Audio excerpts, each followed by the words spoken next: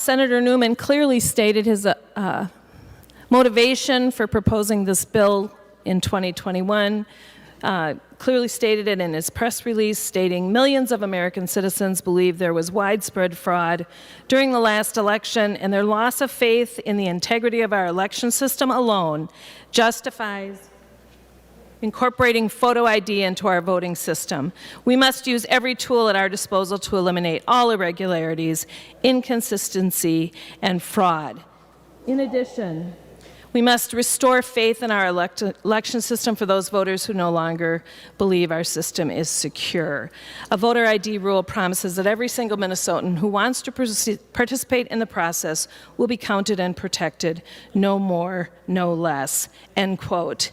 I rise to dispute this, and in fact, I rise to state the truth behind who this bill really disenfranchises. My father was a proud voter. He never missed an election. He died in 2016 after suffering Parkinson's disease for 30 years. My dad was a very proud voter. He was a football player. He was very large, but Parkinson's disease ravaged his body.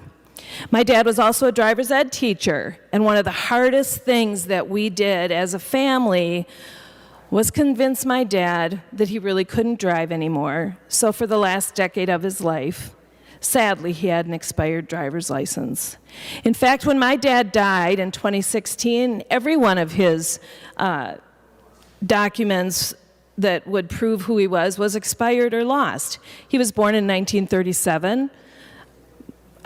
I did all of the clean out of all the documents because I was the executor of their estate. I never found his Social Security card. I never found my mother's Social Security card when she died in 2018. The only birth certificate I ever found of my dad's was a framed, pretty painted one with angels on it, which certainly was not a valid form of ID. Their passports were expired as well. My dad never missed an election. And praise the Lord, he died in February of 2016 because early on he was wondering what he was going to do. How could he vote if he had an expired driver's license? Now, this law doesn't apply to my dad because he's been gone now for 5 years. But I think about families like mine. My dad had 5 working, capable, financially secure children and a wife who supported him. And I think about the work it would have taken to get my dad to the Social Security office, to get him a new Social Security card, or to get him to the county seat to get whatever, to request a birth certificate from when he was born in 1937. We could barely get my dad out of the house. He was big and he was totally immobile, but his brain was there and he was 100% intellectually capable of voting and talking about elections. Have you ever been to the Social Security office in Minneapolis? I have. A couple years ago, my daughter needed a passport to do a study abroad, and we couldn't find her Social Security card. I don't know. I don't have mine. Well, actually, I do, because after that horrific experience, I got a new one of mine. We went down to the Social Security Administration on, I don't know, it's on Nicollet or something, and we waited for 3 hours to get a Social Security card. Now, I am gainfully employed. I took my daughter with me, and we sat there and got it. I wonder how people who work at minimum wage, or who are unemployed, or who don't have a car, or who fill in the blank, any other hardship, get a Social Security card. Because I had to do that again when it was my turn to replace my card.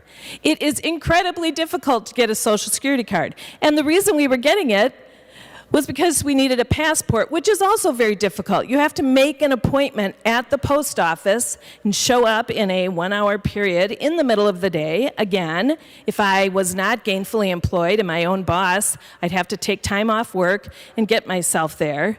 Oh, but wait, she also needed a certified copy of her birth certificate, which meant that ahead of time I had to, luckily I could do it online because I have a computer.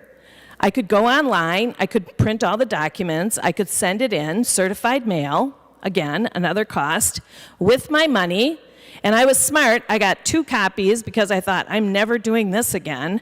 I got 2 copies, 2 for my first daughter, 2 for my second daughter, 2 for me.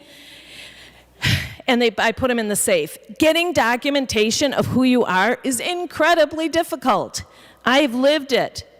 And my daughters are in their 20s. Can you imagine an elderly man who maybe was born in England and now he needs to get a copy of his birth certificate? All I had to do was go online.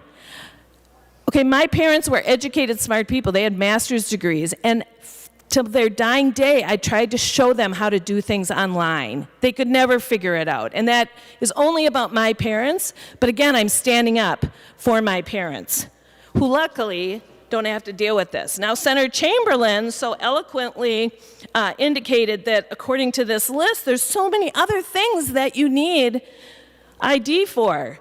I'm looking at this, and it's kind of funny. You know, my dad wasn't really into pawn shops. He didn't go to jail. He never adopted a baby.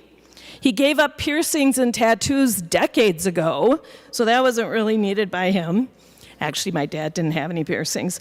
But some of these are hilarious. My dad bought plenty of alcohol, but in the last 10 years of his life, he couldn't leave his house. He didn't buy alcohol. Somebody bought it for him. He didn't smoke. He didn't donate blood. He received his care at Mayo, and every time we went, he never showed his ID. They knew who he was. So this is a hardship. This is a hardship, and to quote a former Senate leader who unfortunately is not here today, but his words were quoted in the Duluth Tribune when this bill was argued in 2012. Senator Bach himself says, this bill is not about election integrity, it's about throwing up roadblocks to the ballot box. This bill will keep seniors from voting. My parents included, this would have been a huge hardship for them. It will keep students and young people from voting. My daughters are a perfect example of that. It will keep low-income Minnesotans from voting, and Senator Marty eloquently indicated that it all sounds very easy to sign the affidavit, but even I was confused, and I have a master's degree in engineering. What? I have to go back 7 days? Well, what if I can't get back? What do I have to do? I was here with Lindsay saying, can you explain it to me a little bit further? It is incredibly confusing, it is intimidating, and I agree with Senator Marty that we're not going to see the follow-up. This is a solution in search of a problem. This will keep law-abiding. Oh, again, I'm still quoting Senator Bach, by the way. This will keep law-abiding, perfectly eligible voters from being able to cast a ballot on Election Day, and even now, 9 years later, it will still cost us millions of dollars to implement. I am voting no, and I encourage all of you in the chamber, which is most of my colleagues on the DFL side, to vote no as well. Thank you.